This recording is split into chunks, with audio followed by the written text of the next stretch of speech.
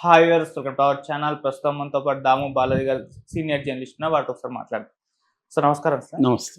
Sir, Jaganmohan Reddy గారు అంటే ఆస్తుల వివాదం వీళ్ళ కుటుంబంలో ఉంది కదా. ఇప్పుడు ఆయన ఆస్తి కోసం ఏకంగా తల్లిని కోర్టులో నిలబెడుతున్నారని చెప్పేసి వార్తలు వినిపిస్తున్నాయి సార్. అంటే ఇది ఆస్తుల వివాదానికి సంబంధించి ఆయన కోర్టుకు వెళ్ళారని కూడా చెప్తున్నారు. మరి ఏం జరిగే అవకాశం ఉంది? ఇప్పుడు ఆయన పైన వస్తున్న విమర్శలకు మరి మీ ఒపీనియన్ ఏంటి సార్ దీనిపైన? ఆస్తి కోసం తెగించిన జగన్ సొంత తల్లిని కోర్టులో నిలబెట్టాడు.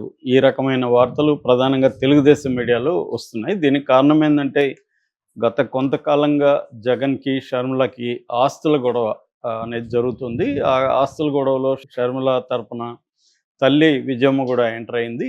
ప్రజెంట్ గొడవ ఏంటంటే నేషనల్ కంపెనీ లా ట్రిబ్యునల్ అని ఉంది. నేషనల్ కంపెనీ లా ట్రిబ్యునల్లో జగన్ ఒక కేసు వేశాడు. అది లాంగ్ బ్యాకే వేశాడు, మనం ఆల్రెడీ చెప్పుకున్నాం. ఆ కేసు ఏంటంటే సరస్వతి పవర్ ప్రైవేట్ లిమిటెడ్ ఏదైతే ఉందో Saraswati power and industries limited దాని పేరు.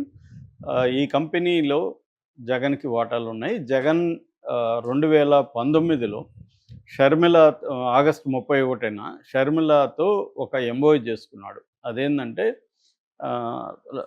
విత్ లవ్ అండ్ అఫెక్షన్, ప్రేమ అభిమానంతో తన ఆస్తుల్లో వాటాని ఆమెకు భవిష్యత్తులో ఇస్తాను అంటే, నా మీద ఉన్న కేసులు ఇవన్నీ సెటిల్ అయినాక ఒక కొలిక్కి వచ్చినాక అడ్జుడికేషన్ అంటారు, అడ్జుడికేషన్ ఆఫ్ కోర్టు కేసెస్ అని తేలినాక నీకు ఆస్తులు ఇస్తాననేది ఒకటి రాశాడు.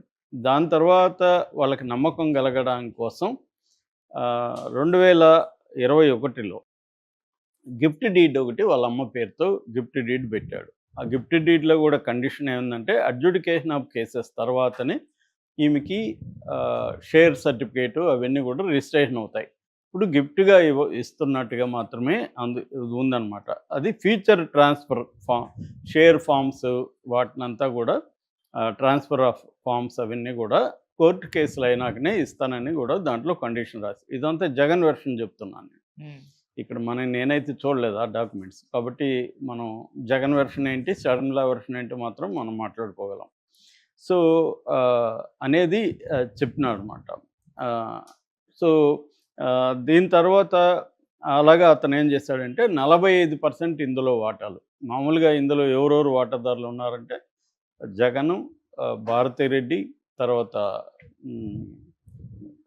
రియాల్టీ క్లాసిక్ రియాల్టీ అనే ముగ్గురు ఉన్నారు. క్లాసిక్ రియాల్టీకి కంపెనీ లిమిటెడ్ ఒక కంపెనీ ఉంది, జగన్ అండ్ ఈమె భారతిరెడ్డి ఉన్నారు. వీళ్ళకి ఉన్న వాటాల్లో 48% వాటాలు అంటే 1,21,74,207 షేర్లను విజయమ్మకి గిఫ్ట్ డీడ్లో ఇచ్చారు. అయితే ఇప్పుడు ఏమైందంటే జూలై 6, 2024న షర్మిల విజయమ్మని ప్రెజర్ చేసి విజయమ్మ వాటాల్ని, ఇంకొన్ని వాటాల్ని 51% వాటాల్ని అంటే ఈ కంపెనీ డైరెక్టర్లతో రెజల్యూషన్ ఒకటి పాస్ చేయించి ఈ అమ్మాయి ఏం చేసిందంటే 51% వాటాలు అంటే 1,26,76,294 షేర్లను షర్మిల పేరుకి బదలాయింపు చేసుకుంది. ఈ బదలాయింపు అనేది ఇల్లీగల్. ఎందుకంటే నేనే వాళ్ళకి విజయమ్మకి చేయించలేదు లీగల్గా, ఓన్లీ గిఫ్ట్ డీడ్ ఇస్తాను, అలాగే ఎంఓయూలో భవిష్యత్తులో కేసులు పోయినాకని ఇస్తాను. ఈ బదలాయింపులు అనేవి ఇల్లీగల్ అవి, ఎందుకంటే షేర్ సర్టిఫికేట్లు అవన్నీ రిజిస్టర్ కాలేదు, ఇల్లీగల్. కాబట్టి దీన్ని ఆపాలి, సెట్ అసైడ్ అంటారు, సెట్ అసైడ్ చేయాలి, ఇది చెల్లదు ఈ బదలాయింపు అనేది. జగన్ ఏం చేస్తాడంటే ఇటు విజయమ్మ మీద, షర్మిల మీద, సాండూర్ పవర్ మీద, రిజిస్ట్రార్ ఆఫ్ కంపెనీల రిజిస్ట్రార్ మీద కూడా, అంటే రిజిస్ట్రేషన్ చేశారు కాబట్టి రిజిస్ట్రార్ మీద కూడా కంపెనీ చట్టం కింద వేశాడు. 56th section of the companies act కింద ఇది చల్లదు. కంపెనీస్ యాక్ట్ 2013లో ఉంటుంది మనకి. అందులో 56వ సెక్షన్ ప్రకారం ఈ బదలాయింపు చల్లదు అనేది వేశాడు.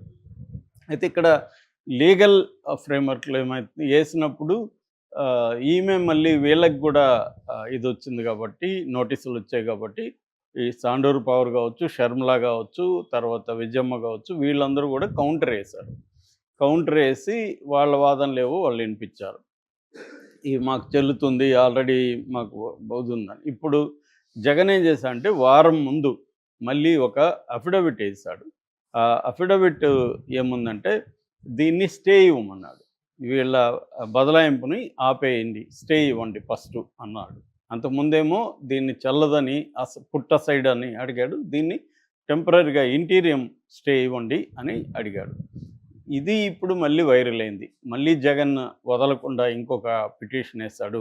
తల్లిని కోర్టులో నిలబెట్టాడు. ఆమె ఆవేదన పూర్వకంగా ఒక కౌంటర్లో కూడా నా నా కొడుకు నా కోడలు కలిసి నన్ను ఇప్పుడు కోర్టుకి కేటుగా చేశారు, నా ఇద్దరు బిడ్డల మధ్య నేను నలిగిపోతున్నాను అన్న ఆవేదనని ఆమె వ్యక్తం చేసింది. ఇది legal position of the case. అయితే మామూలుగా సెలబ్రిటీల ఫ్యామిలీస్, ముఖ్యంగా రాజకీయాల్లో ఉన్న ఫ్యామిలీస్ కాబట్టి ఇది లీగల్గా మామూలుగా అయితే అన్నోన్ ఫ్యామిలీస్లో ఇలాంటి లీగల్ కేసులన్నీ వెరీ వెరీ కామన్. మొన్ననే ఒక అడ్వకేట్, సీనియర్ అడ్వకేట్ ఒక ఆమె చెప్తున్నారు, విపరీతంగా కేసులు పెరిగాయి సార్, ఆస్తుల గొడవలు అన్నదమ్ములు అక్క చెల్లెళ్ళు ఒకే ఫ్యామిలీలలో విపరీతంగా పెరిగాయి. ఎందుకంటే ఈ మధ్యకాలంలో ల్యాండ్ వాల్యూస్ బాగా పెరగడం వల్ల గ్రామాల్లో కూడా విపరీతంగా పెరిగాయి గొడవలు కుటుంబాల్లో అనేది ఆమె చెప్తున్నారు. అది వాస్తవం. ఎందుకంటే మారుమూల ల్యాండ్కి కూడా వాల్యూ అనేది ఈ మధ్యకాలంలో పెరిగింది రకరకాల కారణాలతో. ఆ పెరగడం వల్ల ఆస్తుల గొడవలు అనేవి ఇంకా పెరిగిపోతుంది. అలాగే వీళ్ళకి కూడా ఉండే అవకాశం ఉంది. కాకపోతే ఇదేంటంటే షర్మిల జగన్ని తన శత్రువులాగా భావిస్తుంది కాబట్టి ప్రతి అవకాశాన్ని ఉపయోగించుకోవాలి. ఇప్పుడు Jagan Sharmila point of view నుంచి ఆల్రెడీ గిఫ్ట్ డీడ్ రాసిన తర్వాత మాకు బదలాయింపు చేసుకుంటా, ఆమెది హక్కు 48% విజయమ్మకు ఉంది, విజయమ్మ కూతురికి రాస్తే తప్పేంటి అనేది ఆమె మాట్లాడుతున్నది.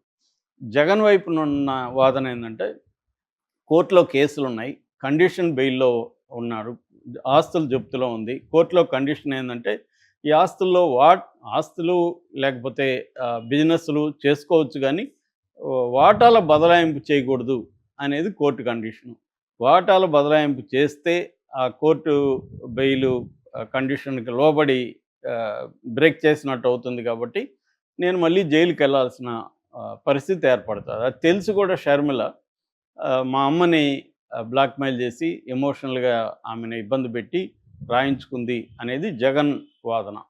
సో దానివల్ల నేను జైలుకి పోతానని తెలుసు, మా అడ్వకేట్స్ మా బంధుమిత్రులు ఆమెను హెచ్చరించారు కూడా, అయినా కూడా వినలేదు. అంటే నన్ను జైలుకి పంపాలనేది షర్మిల టార్గెట్ అనేది జగన్ ఇది.